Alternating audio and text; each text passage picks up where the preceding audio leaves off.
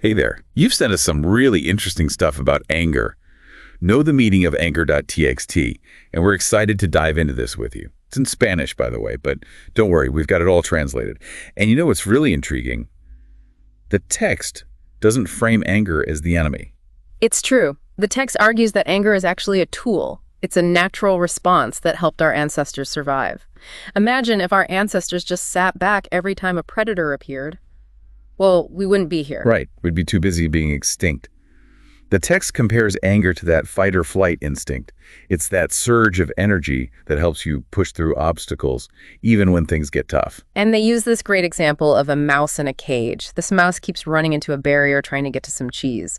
Instead of giving up, the mouse gets frustrated, even angry. And that anger leads to physiological changes, adrenaline pumps, senses sharpen. It's preparing for action. Okay, that makes sense in a survival situation. But we're not exactly dodging saber-toothed tigers anymore. What's the relevance of this trapped mouse to our daily lives? It highlights a key point. Anger often signals that something is blocking our goals or needs. It could be a deadline at work, a frustrating commute, even just losing your keys. The feeling of frustration is that primal response bubbling up. So it's like our internal alarm bells going off saying, hey, pay attention, something's not right here.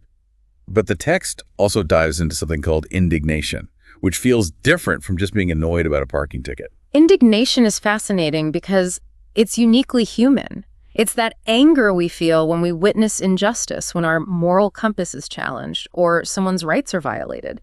It stems from our understanding of fairness and principles. And that sense of fairness is something we learn from our culture and society. It's not hardwired in the same way that the fight or flight response is. But this begs the question, if anger is a natural response, how do we manage it effectively? That's the million-dollar question, right? And thankfully, the text doesn't just say, well, don't be angry. Right. Like, thanks, that's helpful. So what does it say? How do we work with anger instead of just trying to make it go away? It's all about understanding and channeling that anger constructively. Okay, I like where this is going. So they talk about three key things. First, serenity. Serenity now. Wait, is that from a different text?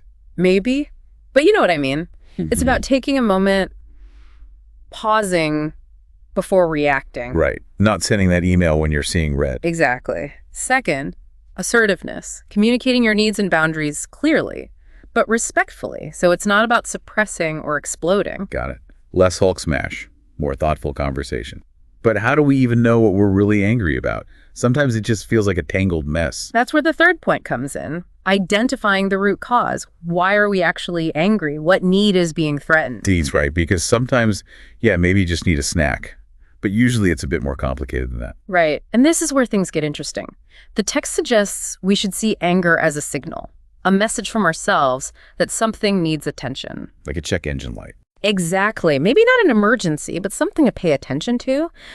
What if instead of, why am I so angry, we ask, what's this anger trying to tell me? Ooh, getting curious about our anger instead of judging it. I like it. Yes. And what's fascinating is often under the anger, there's other stuff there too. Hurt, fear, sadness. Anger's just what bubbles up to the surface. Wow, so anger is like the tip of the iceberg, and there's a whole lot more going on underneath. Right. Like what's lurking down there? So many times, if we can just tap into that, we find a gold mine of self-awareness. So less anger management and more anger understanding. Exactly. Understanding ourselves, our triggers, what pushes our buttons and why. Okay, so let's say I've done some of that inner work. Now what? What do I actually do with that anger? Well, first, you start to see the patterns, right? You're not just reacting blindly anymore, and that gives you more choice, more control. Ah, so instead of being driven by the anger, I can make conscious decisions. Yes. And you can communicate your needs more clearly. Hey, when this happens, I feel this. Not from a place of blame, but from a place of this is my experience. That's powerful. And it makes so much sense. Because so often, yeah, I am reacting based on some old stuff, not even the current situation. It happens to all of us. But the more we get to know those deeper emotions, the less they control us. And here's the amazing thing. When we understand our anger, we can understand other people's anger better too. Whoa, so it's not just about me and my own little emotional world. Not at all. It's like this bridge to empathy. Because if I realize my anger often comes from feeling unheard, well, maybe the person yelling at me, they feel unheard too. Mind blown. It's so true. We jump to judging the anger, but rarely do we think, what's going on there? Right. What if instead of getting defensive, we got curious about their anger and about our own reactions to it? That would certainly change things, wouldn't it? More listening, less shouting matches. Exactly. And that's how we build stronger relationships, right? Through understanding, compassion. This is incredible.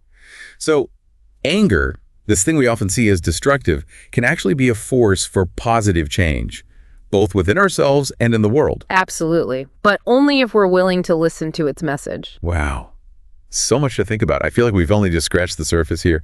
Any final words of wisdom for our listeners before we wrap things up? If there's one thing to take away, anger is a teacher. It's not the enemy. Listen to it. Learn from it. Love that. Anger is a teacher. It's a whole new perspective, right? Big thanks to you. This has been amazing. My pleasure. Always fascinating to dive into these topics. And to all our listeners, thank you for joining us on this deep dive. We'll catch you next time. Keep those brains buzzing.